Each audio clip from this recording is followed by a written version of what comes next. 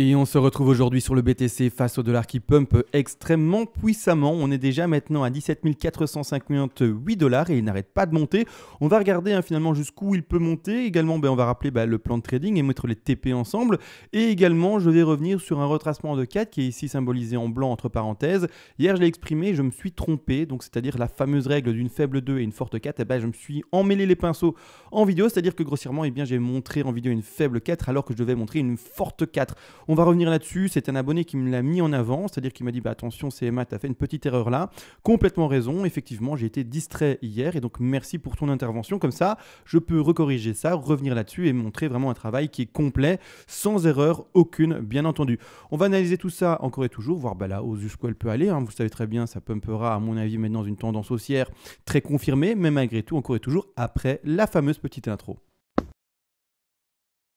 Et on se retrouve aujourd'hui sur le BTC face au dollar et quel plaisir, je vous l'ai dit en début de vidéo, de vous retrouver sur un marché qui est extrêmement en boule. Ça fait vraiment pas mal de rendement pour notre petit investissement. Et également maintenant, ce qui est intéressant de voir, c'est l'analyse ici en profondeur et donc décompter cela. Malgré tout, il est vrai, avant de partir dans le décompte, comme j'ai dit maintenant plus précisément, je voulais comme toujours remercier les personnes qui font des donations et qui soutiennent du coup la chaîne. Je rappelle, parce que c'est vrai que ça ne se voit pas et je le rappelle au premier coup d'œil quand on regarde une vidéo faite et postée sur YouTube, mais ça prend du temps à la personne qui l'a créée, c'est-à-dire il faut parler devant le micro, là maintenant, ça dépend de l'émission, mais c'est entre 20 minutes et 40 minutes. Également, il y a la pédagogie qu'on transmet, également le montage après en vidéo, l'upload en vidéo, la création de la miniature, également en amont, il y a l'analyse, le temps qu'on passe sur le graphique, etc., le partage des plans de trading et des plans d'investissement. Tout cela, c'est beaucoup de temps pour quelqu'un qui le fait de manière journalière. Et donc, ceux qui veulent récompenser la chaîne, c'est-à-dire également aider cette chaîne à être très endurante dans le temps, parce que ça fait déjà tout de même 3 ans qu'on est ensemble, je vous remercie. Et également, comme dit, les donations sont là et surtout également, ces donations-là fonctionnent par palier, c'est-à-dire que vers les premiers paliers, je vous envoie déjà en contrepartie pour vous remercier, du coup à mon tour, toutes les règles des lots en français, je reprécise. J'ai écrit toutes ces règles des lots-là en français de manière concise, c'est-à-dire en une trentaine de pages maximum pour que ça soit vraiment en fait du contenu qui est accessible et transmissible le plus rapidement possible et non pas des phrases farfelues avec de la dentelle pour faire des froufrous et faire semblant qu'il y a beaucoup de choses à assimiler et du coup je vous mets 200, 400 pages, mais non, on n'est pas là pour faire des scientifiques ou des choses compliquées. L'objectif c'est vraiment de transmettre finalement les choses essentielles et non pas de faire semblant en envoyant des pages pour faire du feu et avoir chaud pour ce Noël. Donc maintenant tout a été dit, merci encore une fois et toujours aux donateurs, vous le savez. On part dans le vif du sujet, c'est-à-dire que j'agrandis enfin l'écran. J'ai nettoyé le graphique. Alors j'ai un graphique sur Coinbase, j'ai un graphique également travaillé sur Bitfinex, j'ai un graphique également travaillé sur Bitstamp. J'ai fait exprès de, en tout cas, nettoyer un maximum mes graphiques parce qu'à un moment, c'est vrai, il y a trop de détails, trop de dessins, trop de choses. Et puis même la mémoire de TradingView me dit attention, tu dépasses je crois que c'est combien de caractères qu'on ne peut pas dépasser, je ne sais plus. Mais tu dépasses aux alentours des 4000 caractères, je pense, grossièrement. C'est-à-dire qu'il me dit attention, là, tu as trop de mémoire demandée sur TradingView et nettoie tes graphiques. Donc ici, je l'ai fait, j'ai nettoyé. En plus de ça, du coup, visuellement, c'est également plus sympa et plus facile à décompter. Pour le moment, du coup, on en est où? On est dans des extrêmement grandes vagues. Alors là, en plus de cela, je dis des extrêmement grandes vagues, mais là, je montre en blanc des vagues qui sont encore plus petites que ce qu'on attend maintenant. N'empêche, je ne vais pas travailler avec vous les toutes grandes vagues qui pour le moment n'ont pas de sens d'être travaillées. On va vraiment se restreindre à ce qui se passe entre guillemets maintenant et pour les prochains mois, mais on ne va pas s'attarder pour dans 1 an ou 2 ans. En tout cas, durant cette vidéo-ci, les projections plus long terme, je m'amuse parfois à les faire, mais dans des vidéos qui sont dédiées. C'est-à-dire que là maintenant, on va zoomer en fait sur ce qu'on a maintenant. On est en train de développer finalement ces grandes vagues en parenthèse. 1, 2, 3, 4 et puis par après dernier rebond de 5 pour ces dernières vagues. Mais encore une fois, ces vagues-là sont elles-mêmes en fait, vous le savez très bien comme des poupées russes, constituées elles-mêmes de sous-petites vagues. Les sous-petites vagues, elles sont ici. Et c'est-à-dire que là maintenant, on est en train de pumper.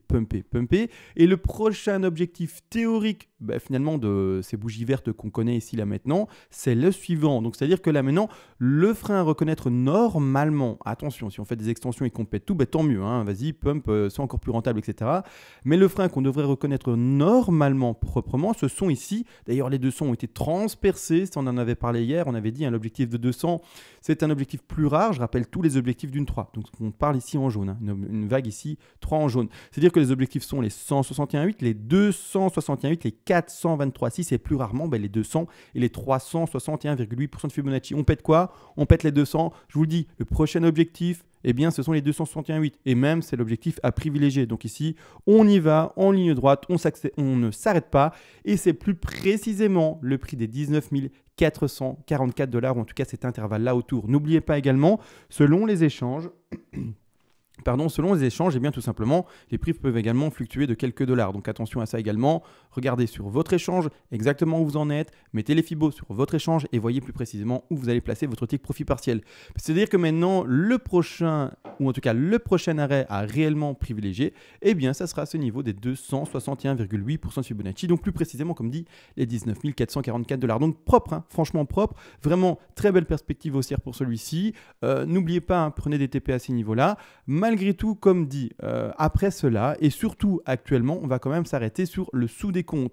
Pour ma part, en 4 heures et même en daily, je commence à voir pas mal de divergences qui sont, vous le voyez bien, baissières. C'est-à-dire que pour le moment, on fait sur le cours des plus hauts alors que bien sûr le RSI on fait des plus bas. Ici clairement on a une divergence qui est baissière. Donc on devra s'attendre à un moment à cette confirmation. Tout simplement, si elle ne s'affirme pas, c'est-à-dire que si jamais, imaginons, le RSI nous fait ça, qui pump, qui pète ce dernier plus haut, il n'y aura plus de divergence baissière. Mais pour le moment, ça semble bien parti pour indiquer cette divergence baissière. C'est-à-dire que là maintenant, on devra s'attendre à une correction et cette correction, vous l'aurez compris, va s'exprimer tout simplement avec cette fameuse 4. Alors j'essaye de supprimer en fait ceci, voilà super, cette fameuse 4 qui est en jaune, d'accord, ici clairement. Donc là, je vous le dis, hein, le prochain arrêt pour moi c'est le 19 400. Hein. Il y a toujours des petites bougies vertes et des bougies rouges qui se mélangent dans la tendance. C'est-à-dire que là maintenant, ça m'étonnerait qu'on fasse une bougie verte et que dans 2 heures on soit là-bas en haut. C'est-à-dire que n'empêche, il y aura un moment la hausse qui se fait, puis après, hop, petite bougie rouge, et puis après, hop, on reprendra et on continuera à monter. En tout cas, j'ai essayé d'exprimer ça avec mon petit brush, mon petit pinceau de manière assez claire. Mais c'est-à-dire que, voilà, pour moi, ça doit soutenir la tendance, mais qu'à un moment, comme dit, divergence qui se confirme, etc. Et on va finalement corriger à la baisse. C'est-à-dire que cette baisse-ci, et là, il faudra être préparé. Hein. Attention à ceux qui veulent tenir des trades plus longtemps. Votre stop, ne le montez pas trop vite, encore une fois. Mettez-le, bien entendu, sous des niveaux de support qui, pour vous, sont intéressants. Mais clairement, une chose est sûre, c'est que pour cette 4 en jaune, hein, on rappelle maintenant, donc là maintenant, c'est ce qu'on devrait connaître d'ici peu de temps, hein, c'est-à-dire vraiment, ça peut monter très rapidement, et d'ici peu de temps, déjà, bien reconnaître des prix qui peuvent rebaisser légèrement, mais encore une fois, rien de dramatique. C'est-à-dire qu'on rappelle, la 2, ici, elle a été, je ne sais plus du coup, à chaque fois, forte, et donc là, attention, je ne fais plus l'erreur pour les vagues, attention, hein, hier, erreur d'attention, c'est-à-dire que ici, comme on a fait une 2 forte, on a une 4 qui est faible, d'accord? Attention, toujours le contraire. Et quand on a une 2 qui est faible, du coup, le contraire, on a une 4 qui est forte. Quand on a une 2 régulière, c'est-à-dire classique, on a une 4 classique. Attention. Hier, comme dit, je me suis un peu emmêlé le pinceau en plaçant ma 4, c'est-à-dire qu'ici, 2 fortes, 4 faibles. Donc, retour de nouveau au prix des 17 152 $ pour le BTC après avoir rencontré ces fameux 19 400 $.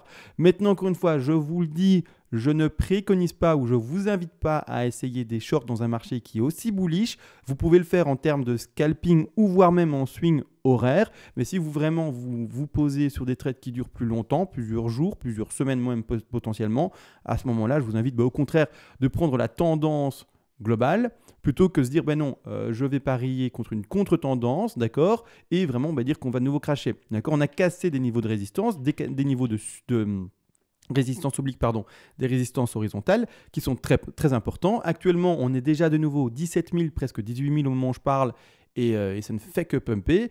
Clairement, il faut comprendre une chose, c'est qu'on est très proche d'un double top, et il n'y a pas à maintenant se dire qu'on est encore bear, ou en tout cas, vous pouvez le faire, mais du coup, maintenant, vous êtes en contre tendance, d'accord? Il fallait passer boule quand on avait en tout cas des confirmations boule, mais pas forcément rester bear par fierté ou des choses comme ça. Faites attention, je parle au bear là maintenant, faites attention à vous, essayez de prendre la tendance avec vous, d'accord? Vraiment, essayez d'aller dans la tendance qui s'indique et n'essayez pas d'aller à contre-tendance, bien entendu. C'est-à-dire que là maintenant, eh bien, on est haussier, petite correction, et ce que j'indique surtout, c'est que je vous invite du coup pas à shorter. C'est-à-dire que si vous voulez shorter ce niveau-là, vous pouvez, mais ce n'est pas ce que je vous invite à faire. Je vous invite à essayer de prendre des langues dans toutes les positions que vous voulez, peu importe, à chaque retracement, etc., calculé. Mais surtout, je réinvite à ouvrir des langues de nouveau quand il y aura des retracements forts. C'est-à-dire que là maintenant, imaginons le fameux BTC, je lui donne son objectif des 19 400 et quelques dollars, il ne s'arrête pas du tout là, il pète les objectifs, il n'y a aucun frein et il dit allez let's go, moi j'en ai rien à faire, je vais même chercher les objectifs des 361,8 qui sont plus rares, voire même des 423,6. Donc c'est-à-dire que si je mets le Fibo, juste pour s'amuser et voir les objectifs potentiels en cas d'extrêmement boule, c'est-à-dire que vraiment, vous restez dans votre langue initiée, si vous n'êtes pas dans la langue, tant pis, d'accord. C'est-à-dire objectif des 361,8, c'est plus précisément les 23 142 dollars. Et l'objectif des 423,6, c'est l'objectif un peu plus haut ici, du coup, des 25 382 dollars déjà. D'accord. Donc, si le BTC veut monter là en haut, eh bien, tant mieux, vous restez dans votre langue et vous prenez un maximum d'argent là-dessus. Malgré tout, c'est-à-dire que ne shortez pas le marché, ou en tout cas pas sur des trades qui sont, entre guillemets, étalés sur plusieurs jours, voire même plusieurs semaines. Donc, entre guillemets, pas du scalping et surtout pas également du scalping horaire. Là, vous faites ce que vous voulez, mais pour ceux qui font des trades plus longs, là, au contraire, je vous invite vraiment à prendre la tendance qui est haussière indiquée.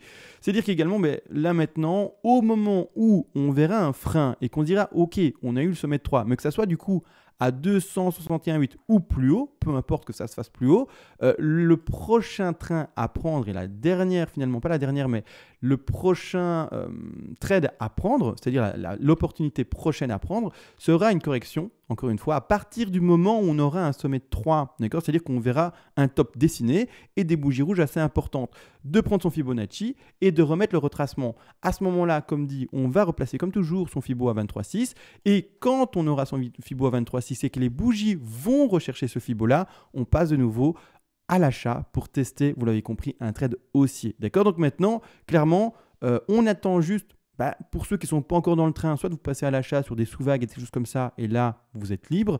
Mais pour prendre les grands trains et vraiment prendre des gros retracements, à ce moment-là, on verra et on attendra des corrections qui sont beaucoup plus importantes. C'est-à-dire, retour par exemple ici, pour donner un exemple, des 23 000 à ici, 19 900 dollars. Donc vraiment, repasser avec une baisse de 3 000 à presque 4 000 dollars.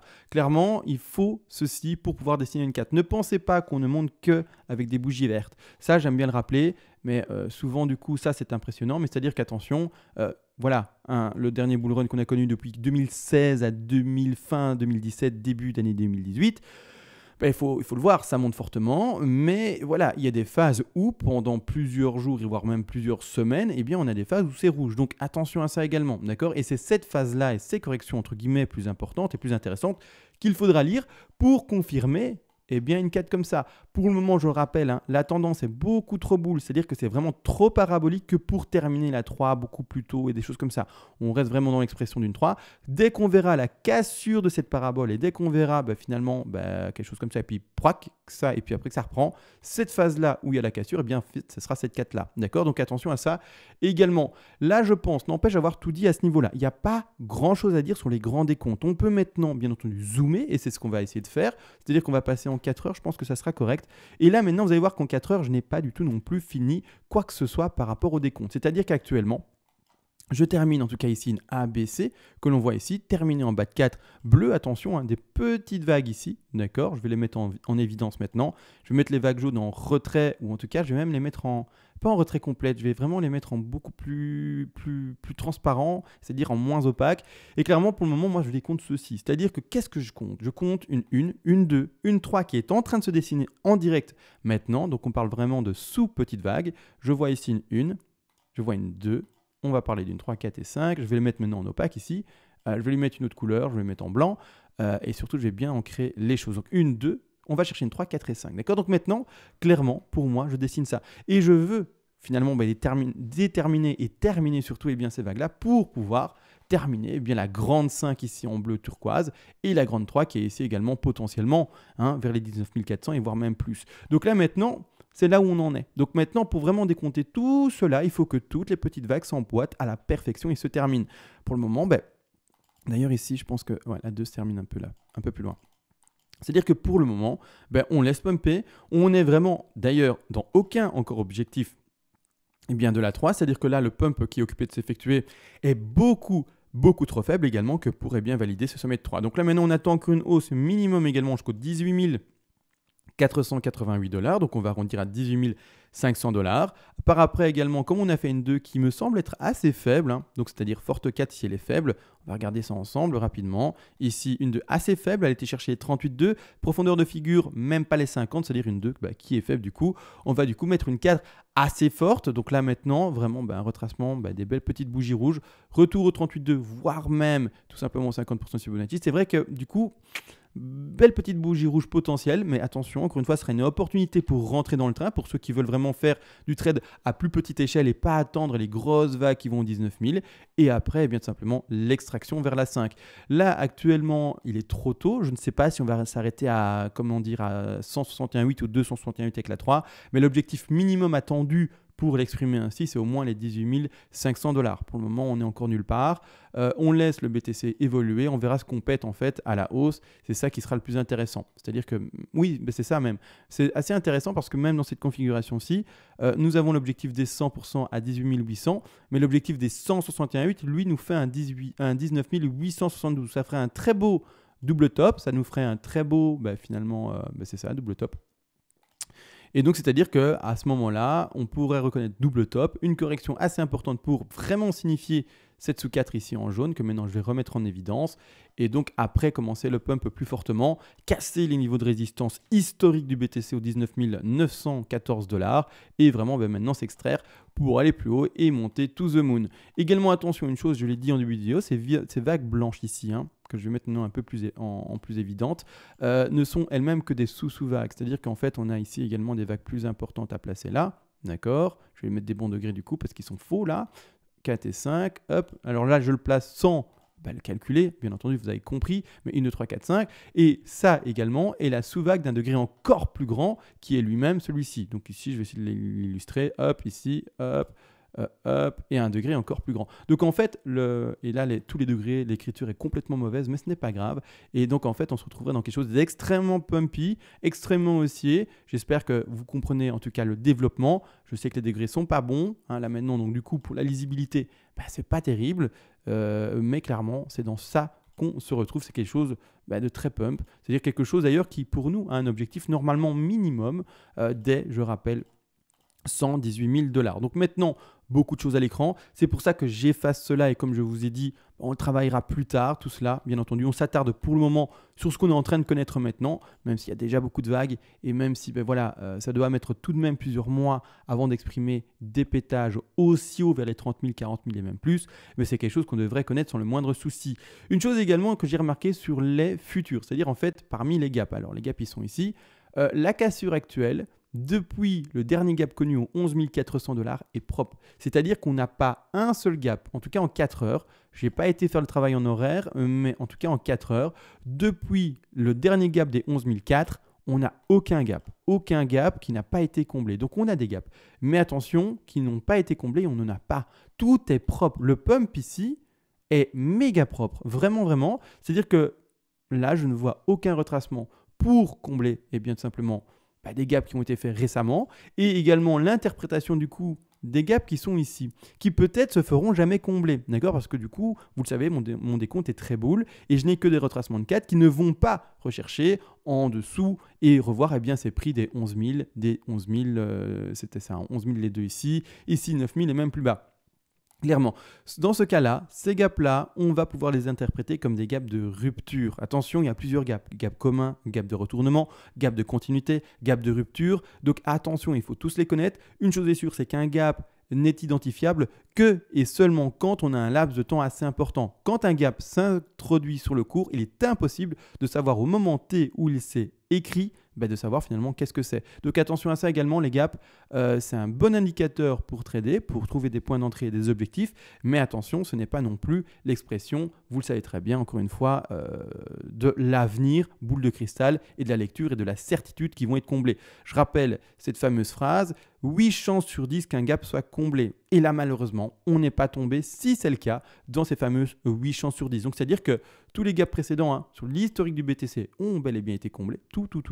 Sauf maintenant, lors du gap de rupture, ou en tout cas lors de la rupture, et donc c'est-à-dire lors de la cassure de la fameuse tendance baissière qui passe haussière maintenant, et du coup, oui, on reconnaît potentiellement ces fameux gaps qui sont de rupture. Donc attention à cela également, encore une fois et toujours. C'est pour ça qu'en investissement, rappelez-vous, je vous rappelle les 3 profils potentiels et également en investissement, le profil le plus intéressant selon moi, c'est vraiment l'achat par palier de temps. C'est-à-dire que vous ne faites pas attention au prix. Vous dites, OK, je crois par exemple en fondamental, c'est-à-dire en la technologie que nous propose ici cette crypto-monnaie-là, qui est en l'occurrence le BTC. Je vais investir un peu tous les mois, un peu tous les des mois, un peu tous les X temps que vous déterminez vous-même. Et de cette manière-là, vous allez lisser votre prix d'achat et pouvoir vous retrouver potentiellement par après dans un marché qui est boule. Mais attention, je prends souvent le temps de le rappeler dans toutes mes vidéos, ne vous trompez pas de profil. Sachez lequel vous êtes et sachez surtout lequel vous correspond. D'accord? Donc attention maintenant à cela.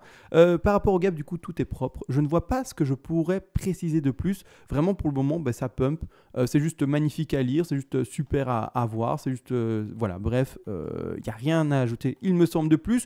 Du coup, je ne vais pas m'attarder là-dessus, je ne vais pas en tout cas commencer à épiloguer. On verra demain s'il y a vraiment des corrections plus fortes à voir, mais en tout cas, l'objectif maintenant a été donné, hein, vous le savez très bien, c'était dans l'entour des 19 400 $. 19 800 $ même potentiellement. Sur ce, on va se laisser. Je vous souhaite à tous une bonne soirée, une petite et courte vidéo il me semble, mais il n'y avait rien à dire de plus, en tout cas de manière très très technique. Sur ce, ciao et j'ose espérer à demain.